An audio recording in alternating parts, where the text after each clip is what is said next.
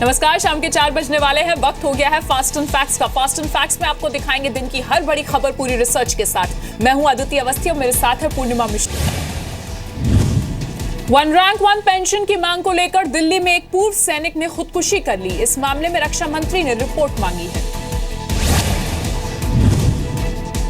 हरियाणा के भिवानी जिले के रहने वाले 70 साल के Ramkishan Grewal one rank one pension के लिए अपने कुछ साथियों के साथ दिल्ली के जंतर मंतर पर आंदोलन कर रहे थे।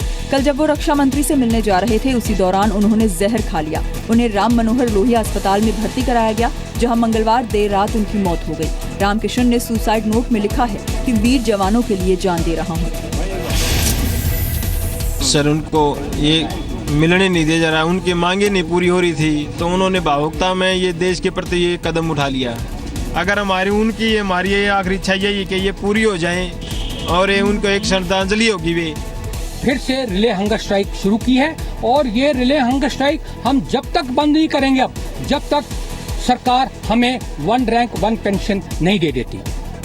रामकिशन ग्रेवाल के परिवार से मिलने जा रहे दिल्ली के उप मुख्यमंत्री मनीष सिसोदिया को हिरासत में ले लिया गया। कांग्रेस उपाध्यक्ष राहुल गांधी को भी अस्पताल से लौटा दिया गया। बाद में उन्हें हिरासत में लिया गया। मैं परिवार से मिलना चाहता हूं, मुझे मिलने तो दीजिए।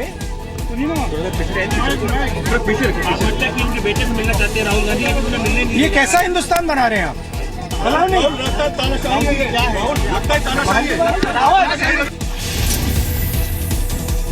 वन रैंक वन पेंशन का मतलब है कि एक ही रैंक पर किसी भी तारीख को रिटायर होने वाले सैनिकों को एक जैसी पेंशन मिले। वन रैंक वन पेंशन की मांग को लेकर पूर्व सैनिक पिछले 4 दशकों से आंदोलन कर रहे थे।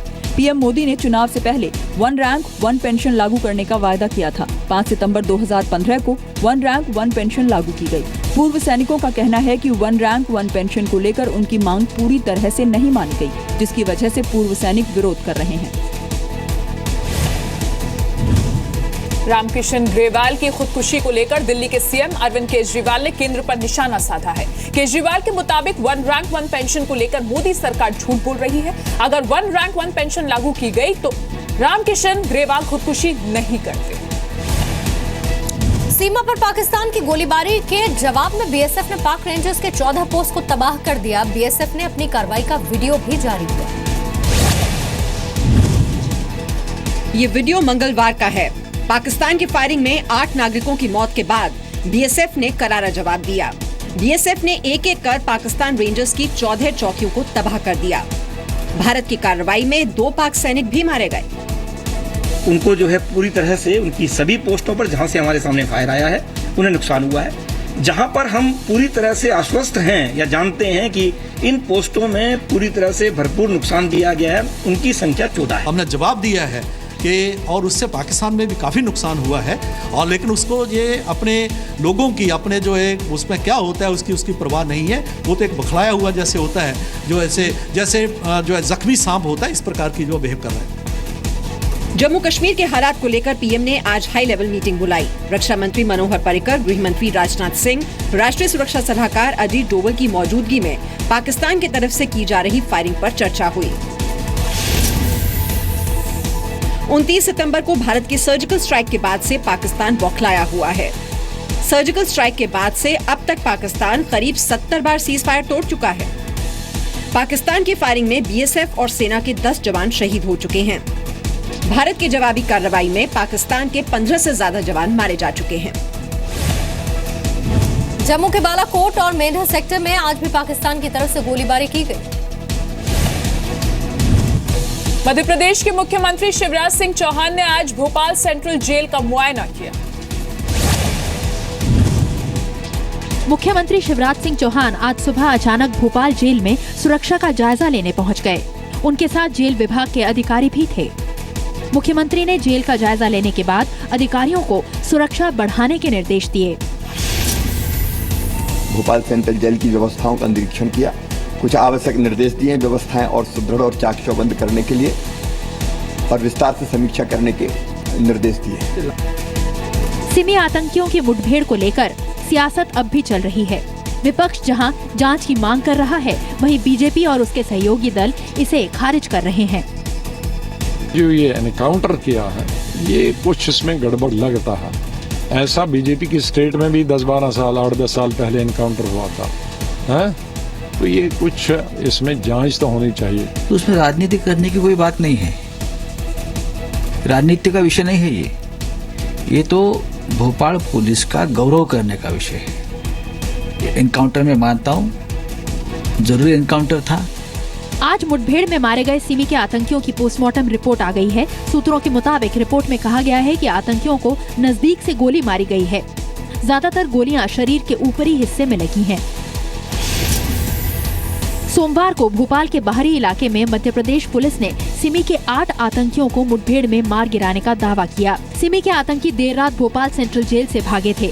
फरार होने से पहले उन्होंने जेल के हेड कांस्टेबल रमाशंकर यादव की हत्या की।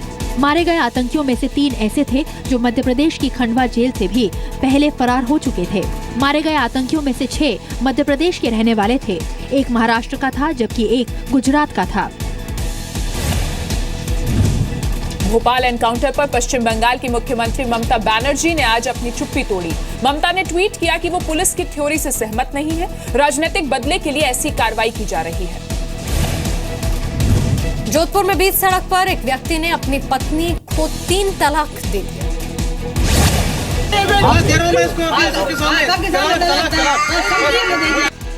जोधपुर के इरफान ने 11 साल का रिश्ता महज 3 सेकंड में तोड़ दिया। 2005 में फराह के साथ इरफान की शादी हुई थी। शादी के 7 साल बाद एक बेटी हुई, लेकिन बेटी होने से इरफान नाराज था। उसे चाह थी बेटे की। बेटी पैदा होने के बाद दोनों के बीच झगड़ा होने लगा। कुछ महीने पहले उसने पत्नी को घर से बाहर कर दिया और कल जब फराह वापस ससुराल आई तो इरफान ने बीच सड़क पर पत्नी को तलाक दे दिया। और घर में मेरे से रोज झगड़ा करती थी, मुझे मारती थी, कई बार मेरे पेट में लातें मारी है। उसके मेरे पास सबूत पड़ा है उसका। और मैं माँ बाप से ही बात नहीं करती थी, मेरी बहन से ही बात नहीं करती थी। मैं आई और मेरे हस्बैंड ने सड़क पे खड़े होकर तलाक बोल दिया, जबकि ऐसे होता नहीं। तो उसने जो तलाक दी उसको आप मानती है? नहीं मानती। तलाक देने के पीछे कारण क्या रहा? लड़की, हाँ बस लड़की होना।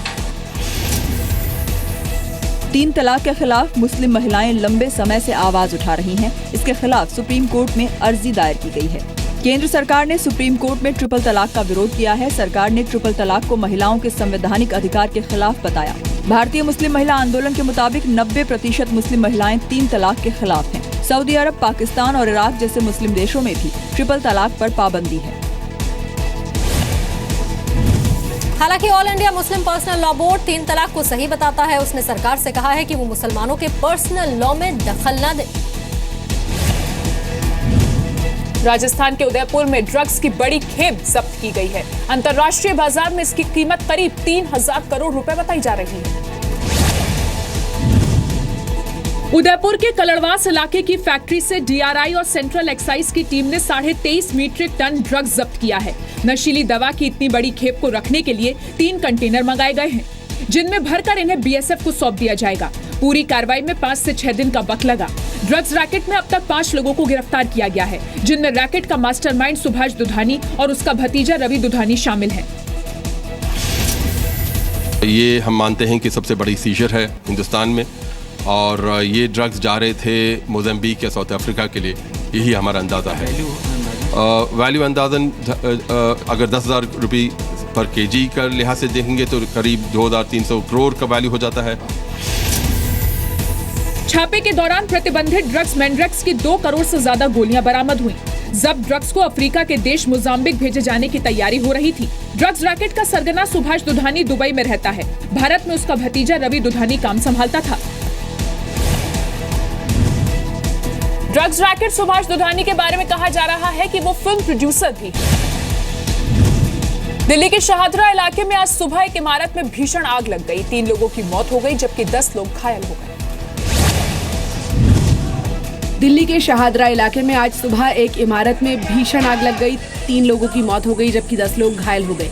हादसा शाहदरा के मोहन पार्क इलाके में हुआ। 4 मंजिला इमारत में 8 परिवार रहते थे। नीचे पार्किंग थी जहां ई रिक्शा की बैटरी चार्ज की जाती थी।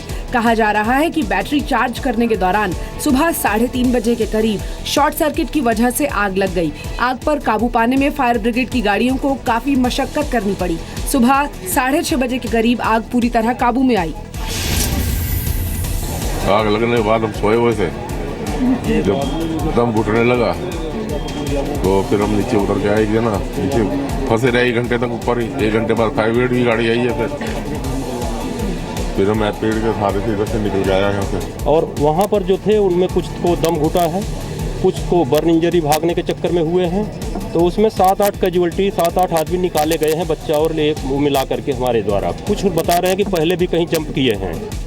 इस हादसे में घायल लोगों को गुरु तेग बहादुर अस्पताल में भर्ती कराया गया है।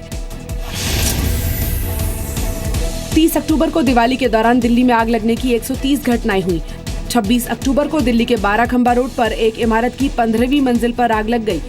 18 अक्टूबर को दिल्ली के रोशनारा रोड की एक इमारत में आग लग गई। 2015 में दिल्ली में आग लगने की कुल 290 घटनाएं हुई थी।